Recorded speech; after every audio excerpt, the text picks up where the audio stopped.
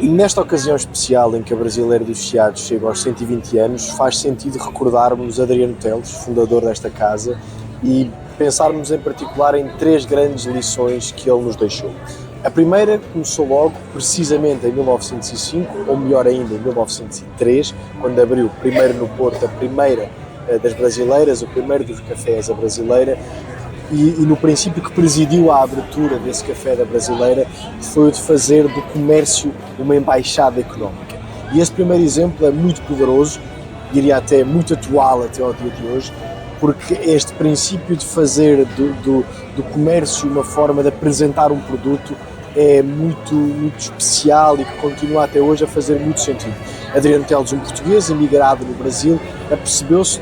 quando do seu regresso a Portugal no início do século XX por razões pessoais, que os portugueses não estavam habituados ao gosto do café brasileiro. E então abriu estes espaços, não como cafetarias tal qual as conhecemos hoje, mas sim como pontos de venda do próprio café, onde oferecia a prova para que através dessa prova pudesse habituar o público português ao gosto do café brasileiro, algo que hoje está perfeitamente disseminado e provavelmente com muitos créditos para Adriano Teles, quando há 120 anos pensou em fazer de um espaço comercial uma forma de apresentar um produto à comunidade. Isto é algo ímpar e que continua a ter muita validade e pertinência em 2025, 120 anos depois da fundação do café.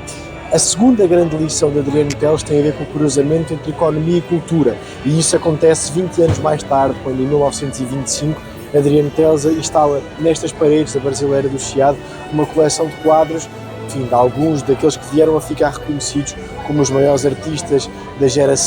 sua geração, do início do século XX também. Este arrojo de cruzar economia e cultura, ainda hoje, ainda tão raro, este cruzamento, faz também muito sentido, é uma lição que continua muito atual e faz muita falta que saibamos, nós, agentes económicos e também agentes da cultura, cruzar estes dois universos. Tem muito a ganhar um com o outro, tem muito a ganhar em viver coligados e não de costas voltadas, mas é um exemplo que continua a fazer sentido recordar, talvez mais do que seria desejável, porque faz muito sentido cruzar cultura e economia, porque a cultura traz o valor acrescentado que a economia tanto precisa e a economia dá visibilidade à cultura, porque lhe traz um tráfego e uma adesão das massas e de muito mais público. Finalmente, a terceira grande lição de Adriano Teles que faz sentido recordarmos aqui hoje e por ocasião dos 120 anos da Brasileira tem a ver com a resistência à crítica e à crítica fácil e rápida de quem está habituado à mesmice e a não romper com a inovação. Quando instalou essa mesma geração de quadros, e falamos de quadros Almada Negreiros, Stuart Carvalhais, José Pacheco e Eduardo Viana nestas paredes, Adriano Teles foi, acredite-se ou não, ridicularizado pela imprensa local. Inclusive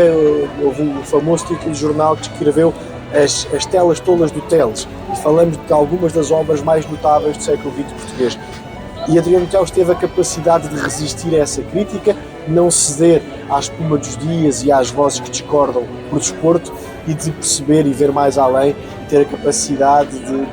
de compreender que isto era um trabalho que resistiria ao desgaste do tempo e que ficaria para a história. Pois bem, estamos hoje a recordar essa extraordinária coleção de quadros que Adriano Teles teve a coragem de ir para lá da espuma dos dias, e também esse exemplo continua extraordinariamente atual, porque também aos dias de hoje continua a ser preciso que saibamos resistir à crítica que apenas responde ao estímulo do imediatismo e ao estímulo do repentismo. Portanto, Adriano Teles deixou-nos três extraordinárias lições de uma incrível atualidade, que continuam muito pertinentes 120 anos depois, e portanto, como quase sempre a história é cíclica e se repete, faz sentido que retomemos todas estas lições, porque se soubermos replicá-las hoje, Adriano Teles deixa-nos um legado que vai muito para lá do que são estas quatro paredes, que é a de sabermos fazer a economia de forma diferente e para lá do convencional.